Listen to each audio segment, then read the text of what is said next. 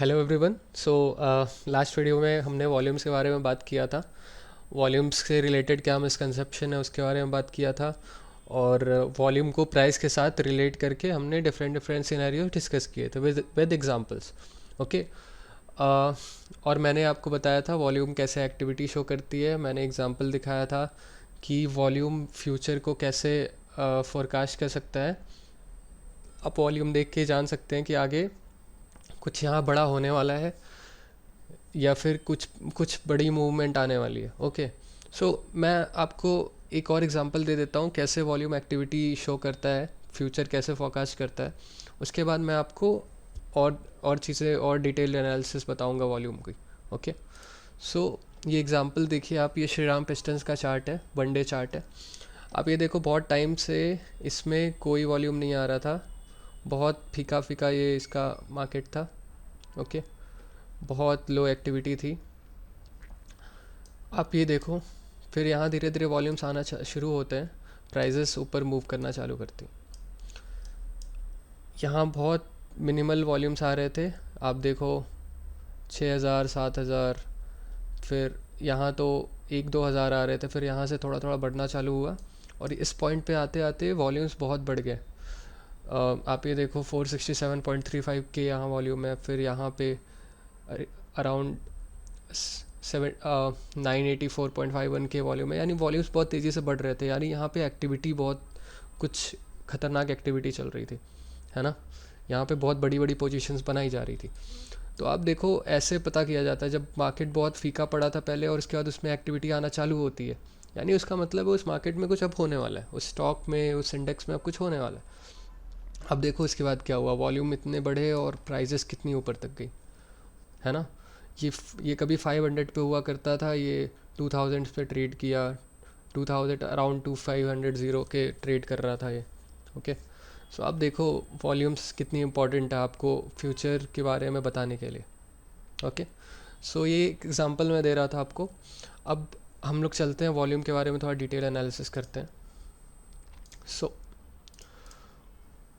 Volume को मैं volume का एनालिसिस करने से पहले आपको एक इम्पॉर्टेंट चीज़ समझाता हूँ। Volume analysis. ओके। सो मैं आपको थोड़ा सा पहले एक कंसेप्ट बताता हूँ जो फिज़िक्स से आता है, फिर आपको वॉल्यूम ज़्यादा अच्छे से समझ आएगा। समझ लो एक कोई ब्लॉक रखा हुआ है, हम उस पर कोई फोर्स अप्लाई कर रहे हैं एफ। ओके। हमने ये पढ़ा होगा जब फिज़िक्स हम पढ़ते थे। तो जितना ये फोर्स, अगर इस पर कोई और फोर्स नहीं लग रहा है, कोई और फोर्स इस पे अपोजिंग फोर्स नहीं लग रहा है मान लो, और कोई अपोजिंग फोर्स इस पे नहीं है, तो इसका जितना मूवमेंट होगा, इस ये ब्लॉक जितना मूव करेगा, मान लो ये एक्स डिस्टेंस मूव करता है, तो वो एक्स डिस्टेंस होगा प्रोपोर्शनल उस फोर्स के। ओके। ये फोर्स जितना एक्सेलरेशन उसको प्रोवाइड करेगी उसी के प्रोपोर्शनल में उसका डिस्टेंस रहेगा जितना वो कवर किया। और अगर इस पे कोई अपोजिंग फोर्स लगना चालू होता है, मान लो ये एफ़ यहाँ लग रहा था और इस यहाँ एक स्मॉल एफ और लगने लगा, तो अब जो ये डिस्टेंस कवर करेगा वो होगा proportional to capital F minus small F. Okay. मान लो ये x2 है, ये x1 था। एंड ऑब्वियसली अगर सेम टाइम में मान लो आप 2 सेकंड की बात करें, 2 सेकंड में कितना मूवमेंट दिया ये ब्लॉक, तो ऑब्वियसली क्योंकि x2 में एक अपोजिंग फोर्स भी लग रहा था तो x2 x1 से कम होगा, है ना। सेम हमारे प्राइस एक्शन में प्राइस की मूवमेंट हम लोग वॉल्यूम को हम लोग मानते हैं कि वॉल्यूम फोर्स है, फोर्स की तरह एक्ट करता है। ओके। और जो उसमें प्राइस की मूवमेंट आ रही है उसको हम लोग समझते हैं कि जैसे ये ब्लॉक का डिस्टेंस कवर्ड है, वो प्राइस मूवमेंट उसका डिस्टेंस कवर्ड हो गया, फोर्स हो गया अपना वॉल्यूम।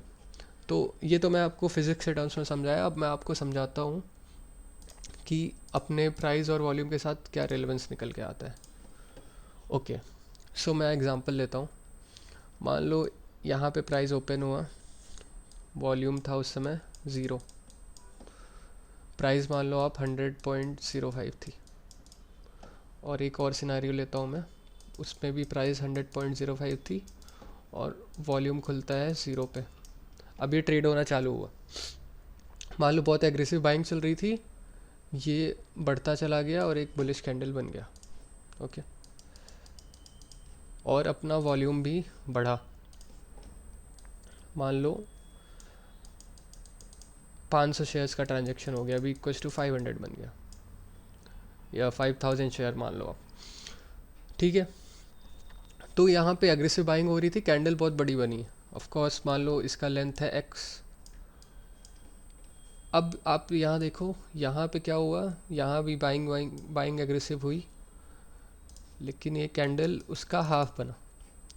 ये y है, मान लो आप लेंथ, y बहुत छोटा है x से, x बड़ा है y से, आप मान लो, और वॉल्यूम फिर भी मान लो आप 5000 का ही आया, है ना। तो आप क्या समझ पा रहे हो इससे?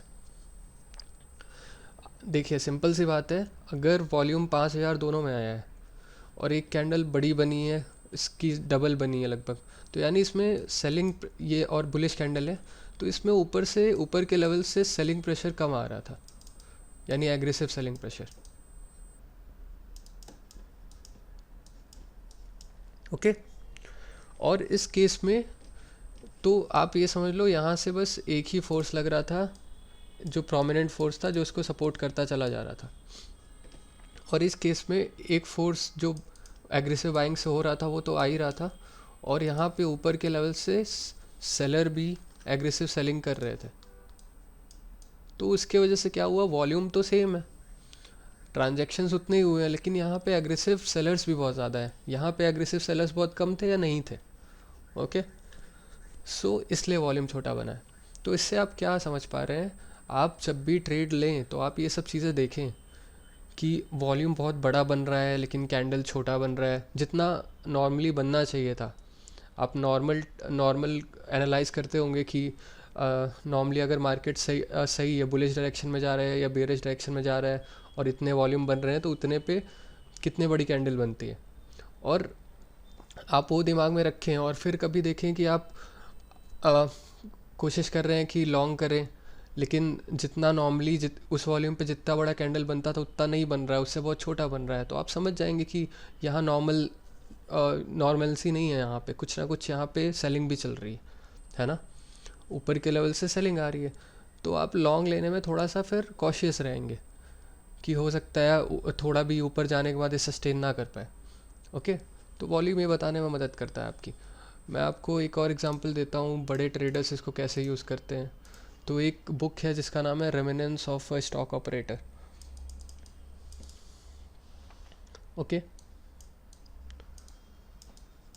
ये बहुत बहुत अच्छी बुक है, आपको ये पढ़नी चाहिए। मैं आपको ये इसलिए बता रहा हूँ क्योंकि मैं इसके कंसेप्ट्स, इस बुक के कंसेप्ट्स आपको बीच बीच में बताता रहूँगा अपने वीडियोस में। ये बहुत इंपॉर्टेंट बुक है, मैंने इससे अच्छी किताब नहीं पढ़ी है। तो ये वाला जो मैं आपको अभी समझा रहा था वॉल्यूम का, इसका कंसेप्ट उसमें कैसे दिया हुआ है। तो वो जो ट्रेडर थे वो बहुत बड़े ट्रेडर थे जो बुक के प्रोटैगनिस्ट हैं। तो उन्होंने बताया उन्हें जब बहुत शेयर लेना पड़ता था, मान लो उन्हें वो ऐसे बाइंग करते थे 100,000 यानी 1 लाख शेयर, 2 लाख शेयर वो बाय करते थे। ओके, तो उनको जब बाइंग करनी रहती थी वो ऐसा नहीं करते थे कि वो एक ही बार में 100,000 शेयर या 1 लाख शेयर बाय कर लेते थे। ओके, वो क्या करते थे, पहले मार्केट को टेस्ट करते थे। ओके, मान लो उन्होंने पहले 5,000 शेयर डाले, ख़रीदे, अगर उनको लॉन्ग करना है तो 5,000 शेयर उन्होंने लॉन्ग किए।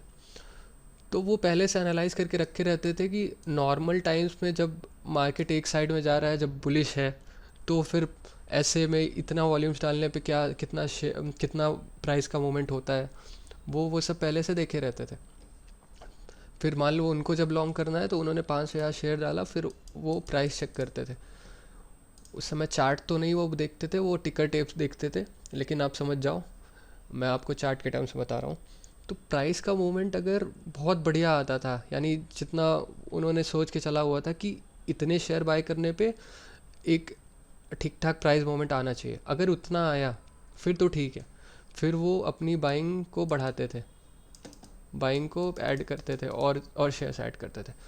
लेकिन मान लो अगर उन्होंने 5,000 वॉल्यूम डाला और ज़्यादा बड़ा कैंडल नहीं बना, जो कि बनना चाहिए था उनके नज़रों में, यानी जितना उन्होंने एनालिसिस करके रखा था बनना चाहिए था।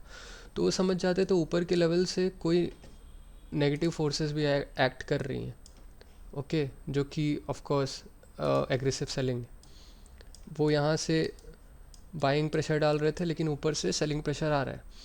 तो इस केस में क्या करते थे, वो कॉशियस हो जाते थे, वो आगे बाइंग नहीं करते थे, या फिर अगर वो शॉर्ट करते थे तो वो ये देखते थे कि शॉर्ट करने से पहले वो बाइंग करके देखते थे कि सेलिंग प्रेशर है कि नहीं। अगर सेलिंग प्रेशर आ रहा है तो वो फिर उस अपने टेस्ट करने वाले शेयर्स को कट करके फिर सेलिंग चालू कर देते थे, ओके।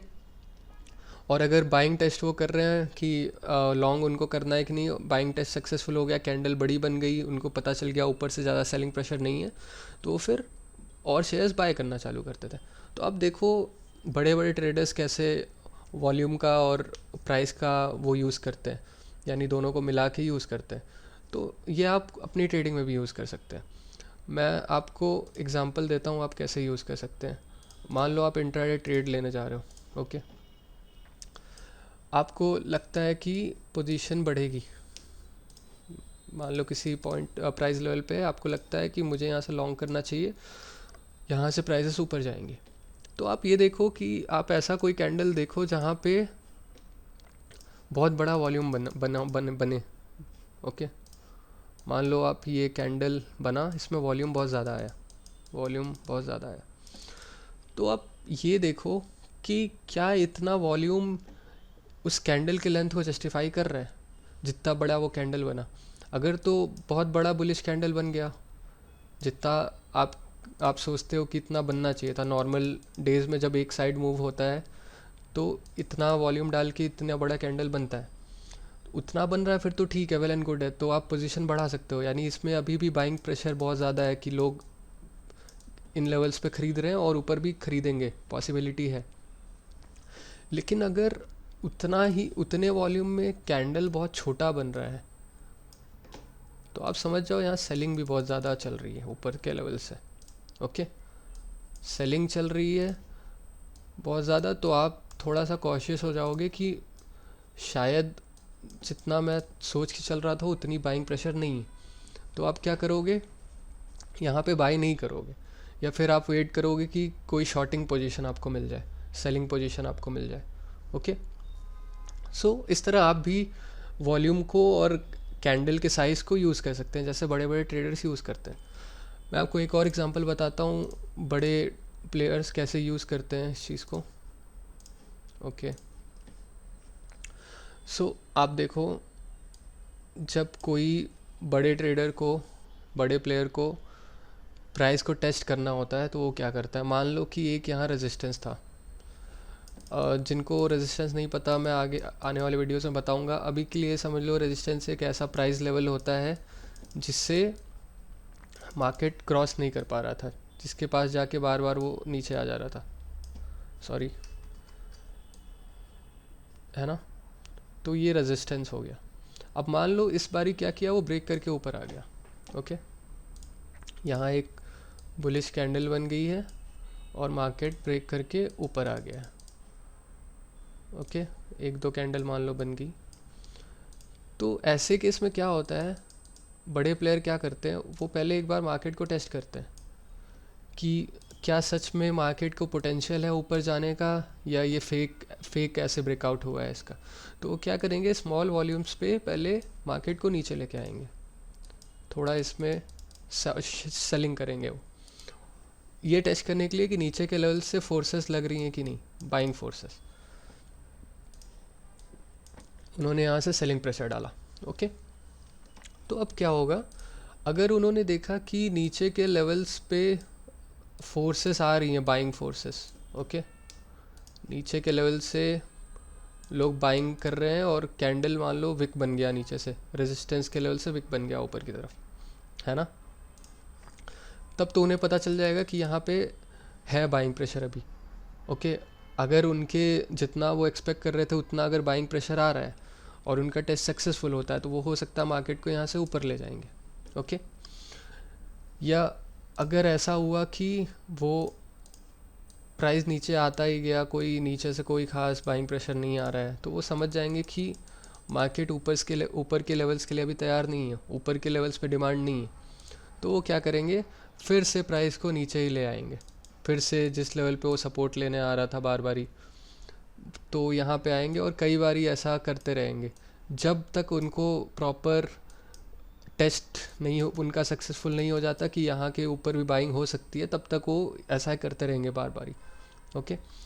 अब ऐसा ज़रूरी नहीं है कि बार बार टेस्ट हो, ऐसे टेस्ट किया जाए। कभी कभी होता है शेयर में मोमेंटम बहुत ज़्यादा है, कोई अच्छा न्यूज़ है या कंपनी के रिजल्ट्स अच्छा हैं, तो वो ब्रेकआउट करके ऊपर जाता चला जाता है। ज़रूरी नहीं कि टेस्ट हो, लेकिन मैं आपको बता रहा हूँ कि वॉल्यूम और प्राइस का यूज़ ऐसे भी किया जाता है टेस्ट करने के लिए, ऐसे बड़े बड़े प्लेयर्स यूज़ करते हैं। ओके, तो आप ये सब चीज़ें याद रखें और आप भी कोशिश करें कि आप बड़े प्लेयर्स की तरह सोचें। ओके, आपके पास इतना कैपिटल नहीं है कि आप खुद की कैंडल बना के टेस्ट करें। ओके, लेकिन आप एटलीस्ट, अगर कोई बड़ा प्लेयर कैंडल बना रहा है तो आप उसका रिजल्ट देख लो ना, आपको भी तो दिखेगा कि इतना वॉल्यूम डाला गया, नीचे से कोई बाइंग प्रेशर नहीं आ रहा है, तो यानी इसमें डिमांड है ही नहीं, तो यहाँ शॉर्ट कर दो आप, है ना। या आपको दिख गया कि नीचे के लेवल से बहुत ख़तरनाक बाइंग प्रेशर आ रहा है, विक्स फॉर्म हो रही हैं, तो आप भी यहाँ पे लॉन्ग पोजीशन बना सकते हो। ज़रूरी नहीं कि आप खुद का टेस्ट खुद करो। ओके, सो आप ये सब करोगे तो आप अच्छा कर पाओगे, तो आप ये सब देखना चालू कर दो। ओके, खैर हम लोग आगे बढ़ते हैं और चीज़ों के बारे में डिस्कस करते हैं। तो मैं आपको एक मैनिपुलेशन के बारे में बताऊंगा जो वॉल्यूम के थ्रू बड़े प्लेयर्स करते हैं। वॉल्यूम मैनिपुलेशन, इस मैनिपुलेशन को वैसे नॉर्मली कंपनी के ही इनसाइडर्स या फिर बहुत बड़े प्लेयर्स करते हैं। ओके, जो कि अपने स्टॉक में एक्टिविटी दिखाना चाहते हैं कि यहाँ बहुत एक्टिविटी हो रही है, जबकि रियल में उसमें कोई खास एक्टिविटी चलती नहीं रहती। ओके, सो इस मैनिपुलेशन में करते क्या है, मान लो जो वो बंदा है जो वो मैनिपुलेट कर रहा है ना, वो क्या करते हैं कि उनके पास एक अकाउंट, मान लीजिए ए है और एक बी है, दो ट्रेडिंग अकाउंट्स हैं। तो वो जैसे उनके ट्रेडिंग अकाउंट ए में 5 लाख शेयर्स पड़े हुए हैं उस स्टॉक के। ओके, और बी में अभी कुछ नहीं है। Okay, 0 shares. तो अच्छा, आप पहले ये देखो, अभी हो सकता है वो शेयर नॉर्मली जब उसकी रोज़ कैंडल बनती है तो वो उसमें ऐसे ट्रांजैक्शन हो रहा है, यानी आप मान लो 5,000 शेयर्स के बीच में ट्रांजैक्शन हो रहा है या 10,000 शेयर्स ट्रांजैक्ट हो रहे हैं, है ना। तो जब तक लोगों को इतने ही शेयर्स दिखते रहेंगे वॉल्यूम के अंदर, तो उन्हें लगेगा कि हाँ नॉर्मल सी है, कुछ खास एक्टिविटी नहीं हो रही है, नॉर्मल इतना चलता रहता है। अब वो क्या करेंगे, लोगों का इंटरेस्ट बढ़ाने के लिए, उनके अपने कुछ फ़ायदे हो सकते हैं उसमें, हो सकता है उनको वहाँ से स्टॉक ऊपर ले जाना हो, या और कई सारे उनके मोटिव्स होते हैं जो मैं आगे आपको बताऊंगा। तो वो क्या करते हैं, वो फेक वॉल्यूम बनाते हैं। वो कैसे बनाते हैं मैं आपको समझाता हूँ। ये देखो, 5 लाख शेयर उनके अकाउंट ए में पड़े हुए थे और बी में अभी ज़ीरो थे, शेयर्स थे। तो वो क्या करते हैं कि एक ही टाइम पे, at any point of time, वो ए अकाउंट ए से सेल का ऑर्डर डालते हैं, 5 लाख शेयर्स का सेल ऑर्डर डालते हैं। ओके, और उसी टाइम पे इस ऑर्डर को मैच करने के लिए 5 लाख शेयर्स का बाय ऑर्डर डालते हैं। ओके, अब क्या होता है, जब ये सेम जगह मैच करने के लिए ये दो ऑर्डर्स डले हुए हैं, तो ए के 5 लाख शेयर्स यहाँ पे सेल हो जाएंगे, जो कि बी वाले अकाउंट में चले जाएंगे, और बी अकाउंट से मनी ट्रांसफ़र हो जाएगा ए में। तो अब देखो यहाँ हुआ क्या, यहाँ कुछ नहीं हुआ, यहाँ हैंड चेंज नहीं हुआ है, शेयर्स एक ही बंदे के पास हैं अभी भी। पहले उसके ट्रेडिंग अकाउंट ए में था वो, अब वो बी में चला गया। ठीक है, इससे मार्केट में क्या हुआ, अब आप देखो, आप कैसे इस चीज़ को पहचानोगे, इस मैनिपुलेशन को। प्राइस कैंडल बहुत ही छोटी बनेगी, जबकि इतने बड़े ट्रांजैक्शन पे बहुत बड़ी कैंडल बननी चाहिए थी, क्योंकि ये मार्केट ऑर्डर डला हुआ है। है ना।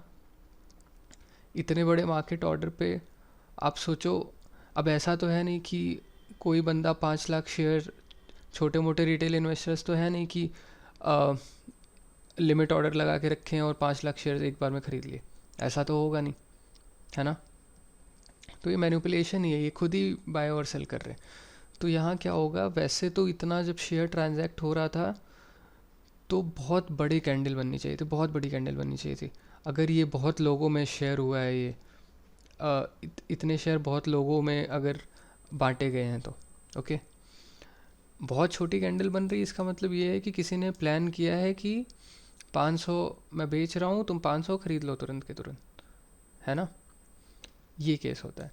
तो ये कैंडल बहुत छोटी बनती है, लेकिन वॉल्यूम आप देखो, वॉल्यूम बहुत बड़ा बनेगा। आप ये देखो वॉल्यूम यहाँ पे, जैसे इस केस में 5 लाख का वॉल्यूम बनेगा और प्राइस आपको बहुत छोटी दिखेगी, है ना। अब आप इसका इंट्राडे में वैसे वैसे ये क्या होता है, ये मैनिपुलेशन जब इन लोग करते हैं, इनका मोटिव बड़ा रहता है। ये डेली चार्ट में या वीकली चार्ट में एक्टिविटी दिखाने के लिए ये करते हैं, ठीक है। लेकिन आप इंट्राडे में भी फ़ायदा उठा सकते हैं। अगर जैसे ही बहुत छोटा प्राइस रहता है लेकिन कैंडल, वॉल्यूम कैंडल बहुत बड़ी बनती है, तो लोगों को ऐसा लगता है कि इस स्टॉक में बहुत ज़्यादा अभी बाइंग होने वाली है, ओके। छोटी सी ग्रीन कैंडल बनी है लेकिन वॉल्यूम बहुत ज़्यादा है, तो लोग गुमराह हो जाते हैं। उन्हें लगता है कि यहाँ से बहुत ऊपर जाएगा, तो वो लॉन्ग की पोजीशन बनाना चालू कर देते हैं। तो ऐसे केस में आप देख सकते हैं कि अगर इस कैंडल के ऊपर में अगर एक दूसरी कैंडल बनती है जिसमें आपको अपसाइड में स्ट्रेंथ दिखता है, तो आप यहाँ से लॉन्ग ले सकते हैं। और आप ऊपर तक, कुछ ऊपर तक जैसे जाए, आपको लगने लगे कि अब ऊपर से सेलिंग प्रेशर आ रहा है, क्योंकि मैनिपुलेशन ज़्यादा देर नहीं टिक पाता है। मैनिपुलेशन लोग समझ जाते हैं, जो स्मार्ट लोग हैं वो समझ जाते हैं कि मैनिपुलेट हुआ है, ये रिटेल वाले नहीं समझ पाते हैं।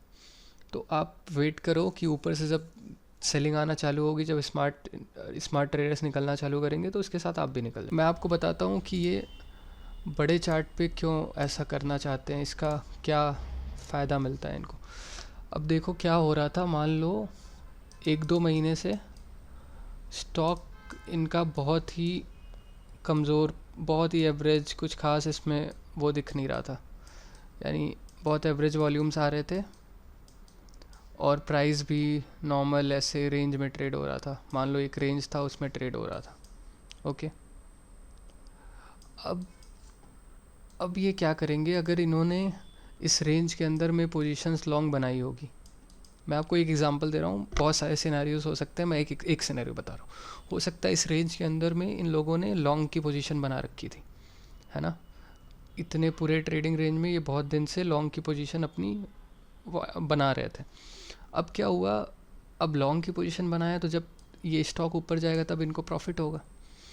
तो पहले वॉल्यूम बहुत एवरेज थे, ठीक है। अब वो क्या करेंगे, यहाँ पे अचानक से प्राइस एक दिन वॉल्यूम मैनिपुलेट करके बहुत बड़े से वॉल्यूम कैंडल जब बनाएंगे, तो लोगों को लगेगा कि यहाँ बहुत ज़्यादा वॉल्यूम आ रही है, अब यहाँ से ब्रेकआउट हो जाएगा या यहाँ कुछ बहुत बड़ा होने वाला है। तो लोग क्या करेंगे, वहाँ से बाइंग चालू कर देंगे, तो ऑटोमेटिकली वहाँ का ट्रेडिंग रेंज का ब्रेकआउट होके वो ऊपर प्राइस जाने लगेगा, ठीक है। अब प्राइस जैसे जैसे ऊपर जाएगा, वो वेट करेंगे, किसी दिन जब उनको लगने लगेगा कि अब निकलने का वक्त आ गया है, तो वो रिटेलर्स के बाइंग में ही सेलिंग कर देंगे, ओके।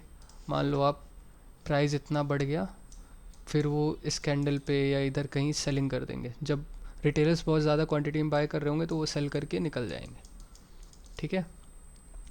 ये होता है मैनिपुलेट करने का तरीका, या ये उनका रीज़न होता है मैनिपुलेट करने का।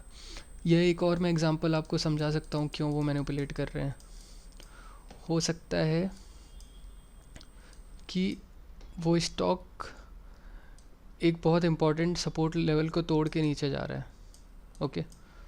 और उनको पता है कि अगर इसको इसके ऊपर रखना है, स्टॉक को उस सपोर्ट लेवल के ऊपर रखना है, जो कि उनके लिए इम्पोर्टेंट है। अभी उनको इस सपोर्ट लेवल के ऊपर रखना है, वो नहीं चाहते कि प्राइस यहाँ से बहुत नीचे जाए। तो वो क्या करेंगे, वो फेक कैंडल्स बनाएंगे वॉल्यूम की, ताकि वॉल्यूम्स की बहुत बड़ी बड़ी कैंडल्स बनाएंगे, ताकि लोगों को लगे कि नहीं, इसके नीचे जाना सही नहीं है, सपोर्ट पे अभी बहुत सारी स्ट्रेंथ आ रही है, सपोर्ट पे बहुत ज़्यादा बाइंग चल रही है, बहुत बड़े बड़े वॉल्यूम्स आ रहे हैं। ओके, तो लोग क्या करेंगे, लोग भी बाय करके बैठ जाएंगे कि यहाँ शायद अब कुछ बहुत बड़ा होने वाला है, प्राइस यहाँ से ऊपर जाएगा, तो वो भी बाइंग कर लेंगे। तो जो उनका मेन ये था, मोटिव था बड़े प्लेयर्स का कि इस सपोर्ट के नीचे नहीं जाने देना है, वो इंटैक्ट रहेगा। ठीक है, क्योंकि लोग बाइंग करते रहेंगे तो ये सपोर्ट के नीचे नहीं जाएगा। तो उन्होंने क्या किया, उन्होंने ऐसे बस छोटा सा मैनिपुलेशन किया और लोगों की मेंटालिटी को उन्होंने अफेक्ट किया। ठीक है, मैं आपको एक एग्जांपल चार्ट पे दिखा देता हूँ, रुकिए।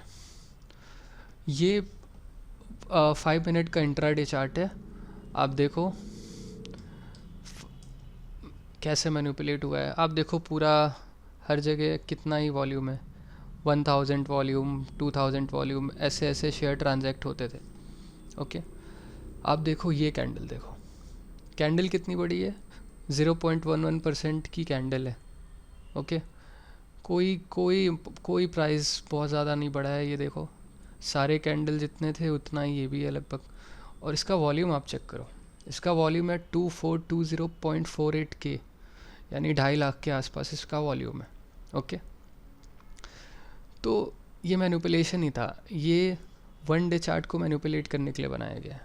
ओके, ये इंट्राडे में आप जब अंदर घुस के देखोगे तो आपको समझ आएगा यहाँ कोई खास बाइंग वाइंग नहीं हुई है, यहाँ पे मैनिपुलेट किया गया। तो ऐसे मैनिपुलेशन आपको इंट्राडे चार्ट पे दिख जाएंगे। अगर आप 1 डे का चार्ट देख रहे रहते, ऐसा होता है कि ज़रूरी नहीं कि ये मैनिपुलेशन ही होता। अगर 1 डे का आप चार्ट देख रहे हो, उस पर अगर किसी दिन बहुत ज़्यादा बाइंग हुई है, बहुत बड़ा कैंडल बना है, तो पॉसिबिलिटी है कि उस दिन काफ़ी ज़्यादा शेयर्स ट्रांजैक्ट हुए हैं। लेकिन आप देख लो यहाँ पे तो मैं तो इवन 1 डे की बात आप छोड़ो, यहाँ पे मैंने 5 मिनट का कैंडल खोल के रखा है। अब ऐसा तो हो नहीं सकता कि 2.5 लाख शेयर्स किसी ने ख़रीद लिए वन साइडेड, जब तक सेलिंग नहीं हुई है, ख़रीद लिए और इतना छोटा कैंडल बनेगा, ऐसा तो हो ही नहीं सकता। मार्केट तो यहाँ पे पता नहीं क्या हो जाना चाहिए था मार्केट को, इतनी बड़ी बाइंग पे, है ना। तो ये यहाँ पे मैनिपुलेट किया गया है। ओके, तो आपको मैं बताऊँ आप इंट्राडे बेसिस पे इसका फ़ायदा कैसे उठा सकते थे। आप ये देखो, जैसे ही आपको दिखा कि यहाँ पे बहुत ज़्यादा बड़ा वॉल्यूम बन गया है, जो कि मैनिपुलेशन है, लेकिन आपको क्योंकि पता है ये मैनिपुलेशन है, आप गुमराह नहीं हो रहे हो, लेकिन और लोग तो गुमराह हो रहे हैं। उन्हें लगेगा कि यहाँ बहुत ज़्यादा बाइंग चालू होगी, तो वो पक्का लॉन्ग की पोजीशन बनाएंगे। ओके, तो आप देखो यहाँ पे जस्ट ऊपर में एक रेजिस्टेंस था। ओके, उस दिन का रेजिस्टेंस है यहाँ पे, इस लाइन पे देखो आप, रिजेक्शंस आ रहे थे पहले। तो आप वेट करो कि इस फेक कैंडल के वजह से, फेक वॉल्यूम कैंडल की वजह से कुछ यहाँ पे बाइंग प्रेशर आना चालू हो। जैसे ही बाइंग प्रेशर आना चालू होगा, आपको स्ट्रेंथ जैसे ही दिखे, आप यहाँ पे लॉन्ग पोजीशन बना लो। और आप देखो, ज़रूरी नहीं है कि ये ऊपर जाता ही, लेकिन पॉसिबिलिटीज़ काफ़ी हाई रहती हैं कि ये ऊपर जाएगा। ठीक है, क्योंकि इतना बड़ा मैनिपुलेशन लोगों को लगता है कि बहुत कुछ बड़ा हो गया है। तो आप देखो यहाँ से लगभग इसने 2% का मूव दिया उस दिन के अंदर अंदर, है ना। तो आप यहाँ पे पोजीशन बना सकते थे और टाइमली प्रॉफिट बुक करके निकल सकते थे। तो उस दिन यहाँ पे ट्रेड बंद हो गया था, यहाँ तक प्राइस गया। ओके, ये अगले दिन की कैंडल है, तो हम लोग यहीं तक का देखेंगे। तो आपको ईज़िली 2% का मूव आप कैप्चर कर सकते थे, है ना। और आप अपने रिस्क रिवॉर्ड के हिसाब से आप निकल सकते थे इसमें ट्रेड से, 1% प्रॉफिट लेके, 1.5% प्रॉफिट लेके, या इवन 2% तक आप जा सकते थे। ठीक है, तो ऐसे हम लोग मैनिपुलेशन का इंट्राडे में यूज़ कर सकते हैं। ओके, तो चलिए मैं वॉल्यूम्स की 2 और इम्पॉर्टेंट चीज़ें आपको बता देता हूँ, और मैं आपको उसी के अंदर में ये भी समझा दूंगा कि वॉल्यूम देख के आपको कब समझ जाना चाहिए कि अब यहाँ से प्रॉफिट बुक करने का या निकलने का टाइम आ गया है। ठीक है, तो पहली चीज़ है, उसे हम लोग बोलते हैं स्टॉपिंग वॉल्यूम। स्टॉपिंग वॉल्यूम, और दूसरे को हम लोग बोलते हैं exhaustion volume. Exhaustion volume. Okay, तो एक एक करके समझा देता हूँ। स्टॉपिंग वॉल्यूम हम लोग नॉर्मली यूज़ करते हैं डाउन ट्रेंड की बात जब करते हैं तो डाउन ट्रेंड में क्या होता है, मान लीजिए कोई स्टॉक बहुत तेज़ी से नीचे आ रहा था, है ना, बहुत तेज़ी से नीचे आ रहा था, बहुत पैनिक उसमें सेलिंग चल रही थी। तो फिर जब बिग प्लेयर्स को लगता है या स्मार्ट इन्वेस्टर्स को लगता है कि प्राइस बहुत नीचे आ चुकी है और फिर भी सेलिंग चली जा रही है, तो वो क्या करते हैं, उन नीचे के लेवल्स पे बाइंग चालू करते हैं। तो क्या होता है, सेलर्स तो अपनी बहुत तेज़ी से सेलिंग करते ही रहते हैं और ये ऊपर से बाइंग चालू कर देते हैं। तो क्या होता है, नीचे के लेवल से बाइंग फोर्सेस बहुत ज़्यादा रहती हैं। ओके, तो यहाँ विक वगैरह फॉर्म होने लगता है, या विक नहीं भी फॉर्म हुआ लेकिन वॉल्यूम बहुत ज़्यादा रहता है। जहाँ आप देखो इन दो कैंडल्स पे इतना वॉल्यूम बन रहा था, मान लो ऐसे करके बन रहा था, तो यहाँ पे जब बायर्स भी उसमें इंटर करते हैं और सेलर्स भी बहुत दबा के सेलिंग कर रहे होते हैं, तो बहुत बड़ी सी कैंडल बनती है, वॉल्यूम वॉल्यूम की बार बनती है।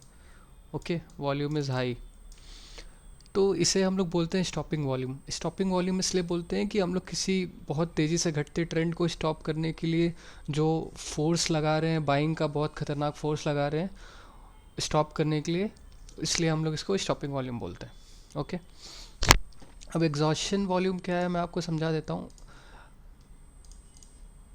अब क्या है कि स्टॉपिंग वॉल्यूम नॉर्मली हम लोग डाउन ट्रेंड के लिए यूज़ करते हैं, लेकिन एग्जॉशन वॉल्यूम हम लोग दोनों चीज़ के लिए बोलते हैं।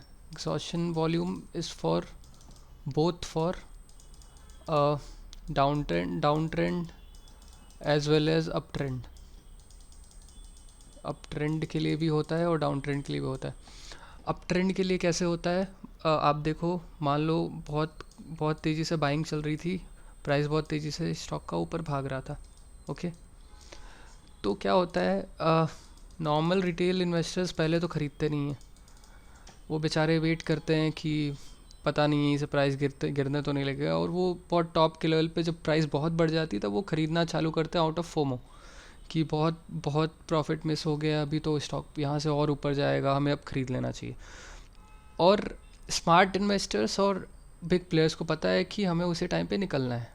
ओके, क्योंकि उन्हें तो पता है कि यहाँ पे अब लोग यूफोरिया में ख़रीदना चालू करेंगे, तो वही टाइम होगा कि हमें निकल जाना है, क्योंकि वो लास्ट पॉइंट ऑफ बाइंग होती है, कि जब एकदम रिटेल इन्वेस्टर्स वेट करते रहते हैं कि अब ख़रीदें अब ख़रीदें, लास्ट का जब स्टेज पहुंचता है, जब वो ख़रीदना चालू करते हैं, तो वो स्मार्ट इन्वेस्टर्स को पता है कि इसी बाइंग में हमें निकलना है। तो क्या होता है, बहुत ज़्यादा रिटेल इन्वेस्टर्स उसमें बाइंग करते हैं, तो कैंडल बड़ा बनता है। ओके, और यहीं पे हो सकता है कि या तो यहीं पे सेलिंग चालू हो जाए, है ना, यहीं पे स्मार्ट इन्वेस्टर्स और बिग प्लेयर्स अपनी सेलिंग चालू कर दें और कैंडल को ऊपर से सेलिंग प्रेशर देना चालू कर दें, ठीक है, जिसकी वजह से विक वगैरह फॉर्म होने लग जाएगी। ओके, या यहीं से मार्केट गिर ही जाए पूरा, काफ़ी नीचे वॉल्यूम प्राइस बन जाए। पहले यानी बहुत ज़्यादा उसमें बाइंग हो रही थी, लेकिन ऊपर से क्योंकि अब स्मार्ट इन्वेस्टर्स ने अपनी सेलिंग चालू कर दी, तो फिर ऐसे कैंडल्स बनने लगते हैं। तो इसमें भी वॉल्यूम बहुत ज़्यादा बड़ा कैंडल बनता है वॉल्यूम का, क्योंकि बहुत तेज़ी से बाइंग चल रही है और उसमें ऊपर से बहुत एग्रेसिव सेलिंग प्रेशर भी है, तो वॉल्यूम बहुत बड़ी बनती है। हो सकता है उसी दिन विक फॉर्म हो जाती, या हो सकता है उस दिन बड़ी कैंडल बनती लेकिन उसके अगले दिन से फिर इसमें विक वाली चालू हो जाती, ऐसा हो सकता था, या उसी दिन विक फॉर्म हो जाए ऐसा, और वॉल्यूम बहुत ज़्यादा रहेगा। तो आप समझ जाना इसको एग्जॉशन वॉल्यूम हो गया, ये अब ट्रेंड का एग्जॉशन वॉल्यूम हो गया, यानी यहाँ से ट्रेंड अब एग्जॉस्ट हो चुका है। ज़रूरी नहीं है कि यहाँ से बहुत नीचे जाए प्राइजेस, या नीचे जाए ही, बट ये पॉइंट होता है कि आपको कॉशियस हो जाना चाहिए, और अ, अगर आप अच्छा खासा प्रॉफिट बना चुके हैं तो आपको यहाँ से एग्ज़िट लेने का सोचना चालू कर देना चाहिए, या एग्ज़िट ले लेना चाहिए, या हाफ़ प्रॉफिट बुक करके हाफ़ पोजीशन रखनी चाहिए, आपको जैसे अच्छा लगता हो। ओके, बट ये कॉशन का पॉइंट हो जाता है कि यहाँ से अब शायद या तो ट्रेंड रिवर्स हो जाए, या तो कुछ नीचे आके पुल बैक लेके फिर ऊपर जाए, या हो सकता है यहाँ से नीचे ही आता चला जाए फिर। ठीक है, तो नॉर्मली तो कुछ ना कुछ बुकिंग तो प्रॉफिट की कर लेनी चाहिए ऐसे पॉइंट पे। ओके, और डाउन ट्रेंड में एग्जॉशन वॉल्यूम काफ़ी सिमिलर होता है स्टॉपिंग वॉल्यूम के। अब डाउन ट्रेंड में एग्जॉशन वॉल्यूम क्या होता है, जब बहुत लास्ट के पॉइंट्स पे जब बहुत नीचे मार्केट पहले ही आ चुका रहता है और जब रिटेल इन्वेस्टर लास्ट के बचे कुछ बहुत डर में बहुत तेज़ी से आउट ऑफ फियर बेचना चालू करते हैं। ठीक है, बहुत बड़ी कैंडल जब वो बनाते हैं, क्योंकि अब उन्हें डर लगने लगा है। पहले उन्हें डर नहीं लग रहा था कि प्राइस नीचे जा रहा, अब उन्हें डर लग रहा है इतना लेट होने के बाद कि अब प्राइस यहाँ से बहुत नीचे ना चला जाए, तो बहुत तेज़ी से यहाँ पे सेलिंग चालू करते हैं। ओके, जो रिटेल इन्वेस्टर्स हैं, तो इन्हीं पॉइंट्स पे क्या होता है, यहाँ से स्मार्ट इन्वेस्टर्स अपनी बाइंग चालू कर देते हैं। तो इसलिए वॉल्यूम बहुत बड़े बड़े बनते हैं, क्योंकि बहुत ज़्यादा ट्रांजैक्शंस हो रहे हैं, aggressive buying plus aggressive selling चल रही है। ओके, तो वॉल्यूम बड़ा बनता है। इससे हम लोग काफ़ी सिमिलर है ये एग्जॉशन वॉल्यूम स्टॉपिंग वॉल्यूम के।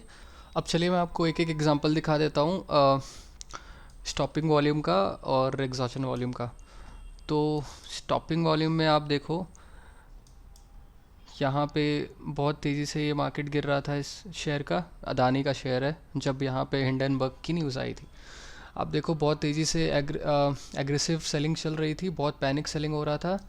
लेकिन एक पॉइंट ऐसा आया जहाँ पे स्मार्ट इन्वेस्टर्स को लगने लगा कि ये बाइंग सेलिंग बहुत ज़्यादा, यानी फालतू में सेलिंग चल रही है, कोई उसका खास रेलेवेंस नहीं है, ये फेयर वैल्यू के अपने बहुत पास है या फेयर वैल्यू के नीचे है, उन्हें जो भी लगा हो।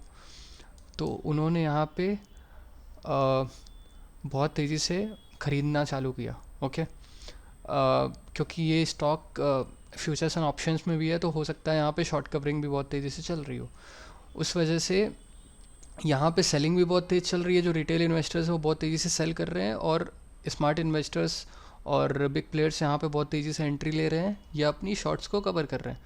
तो इसलिए यहाँ पे वॉल्यूम बहुत ज़्यादा बना। आप देखो नॉर्मली जब बहुत तेज़ी से घट भी रहा था तो भी 64.19 मिलियन 58.26 मिलियन के आसपास वॉल्यूम आ रहा था। यहाँ पे जो स्टॉपिंग वॉल्यूम कैंडल है, इस पे 115.52 मिलियन का वॉल्यूम आया है। उसके बाद आप देखो यहाँ पे नीचे गिरते प्राइस को रोका गया, फिर यहाँ से मार्केट को उठाया गया है। ओके, सो ये एक एग्जांपल था स्टॉपिंग वॉल्यूम का। एग्जॉशन वॉल्यूम भी इसे बोल सकते हैं। मैंने आपको बताया कि ये दोनों में ज़्यादा डिफरेंस तो है नहीं। Exhaustion volume mainly up trend के लिए ज़्यादा यूज़ होता है, क्योंकि यहाँ पे फियर सेलिंग ही हो रही थी बायर्स के थ्रू, सेलर्स के थ्रू, रिटेल सेलर्स के, इन्वेस्टर्स के थ्रू। तो यहाँ पे इसको हम एग्जॉशन वॉल्यूम भी मान सकते हैं, और यहीं से ट्रेंड रिवर्सल हो गया। ओके, अब आप ये एग्जांपल देखो, यहाँ पे मैं आपको अब ट्रेंड में दिखाता हूँ एग्जॉशन वॉल्यूम क्या होता है। शेयर बहुत तेज़ी से ऊपर जा रहा था, अब देखो बहुत बड़ी बड़ी कैंडल्स बन रही थी। ओके, अब क्या हुआ, जब इतनी बड़ी ऐसी कैंडल बन जाती है, आपको मैं रिटेल इन्वेस्टर्स की साइकोलॉजी बताता हूँ। जब ऐसी बड़ी बड़ी कैंडल्स बन जाती हैं, उसके बाद यहाँ पे ये नॉर्मली बनाई हुई इसीलिए जाती हैं कि रिटेल इन्वेस्टर्स को लालच दिलाया जाए। ओके, सिंपल, जब जब आप देखो, जब बड़े प्लेयर्स को अपनी एंट्री वाइप करनी रहती है, अपनी अपनी स्टॉक्स को एग्जिट करना होता है जहाँ पे, उससे पहले ही आप देखोगे बहुत बड़ी बड़ी कैंडल्स बनती हैं नॉर्मली।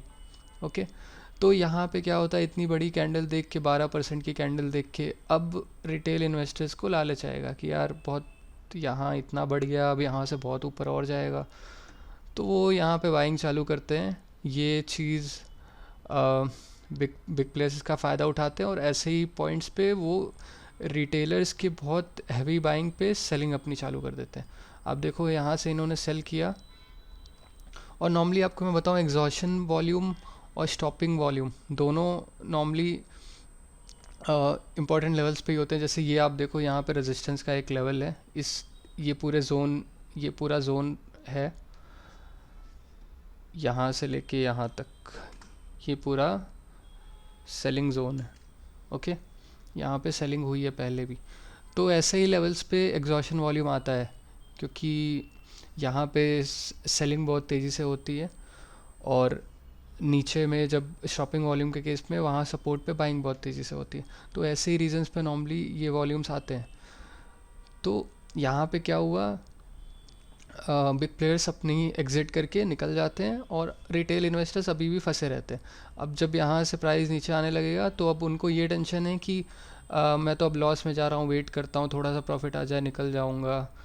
तो उसी चक्कर में वो और नीचे जाते रहते हैं, और वो कब निकलेंगे, वो निकलेंगे अब इन लेवल्स पे। ओके, ऐसे लेवल्स पे निकलेंगे, वो सपोर्ट के आसपास जब आता है, जब उनको वहाँ टिकना चाहिए तब वो निकलना चालू करते हैं, और जब वो निकलना चालू करेंगे तो वहाँ पे बिग प्लेयर्स फिर एंट्री करते हैं। यही साइकिल चलती रहती है। आपको अगर ट्रेडिंग में अच्छा करना है, इन्वेस्टिंग में अच्छा करना है, तो आप ये समझ जाओ, है ना। अगर आप भेड़ चाल में चलेंगे तो आप कभी यहाँ पे पैसा नहीं कमा पाएंगे। आप थोड़ा सा बिग प्लेयर्स की तरह सोचो एटलीस्ट, ओके, तो ही आप कुछ अच्छा कर पाओगे। तो आप ऐसे इमोशंस में मत आ जाया करो कि बहुत बड़ा वॉल्यूम बन गया, बहुत बड़ी प्राइस कैंडल बन गई तो मैं भी एंट्री कर लूँ। आप वेट करो वहाँ पे, है ना। हो सकता है वहाँ से ही बड़ा रिवर्सल आ जाए, और नॉर्मली आता है, क्योंकि ऐसी कैंडल्स मैनिपुलेट करने के लिए ही बनाई जाती हैं। खैर, मैं इन सब चीज़ों के बारे में और वीडियोस में बात करूँगा, मैनिपुलेशंस किस किस तरह की होती हैं, लेकिन आप इन चीज़ों पे ध्यान दो। तो इतना ही मुझे बताना था वॉल्यूम्स के बारे में। तो ये वीडियो यहीं पे ख़त्म करते हैं। Thank you.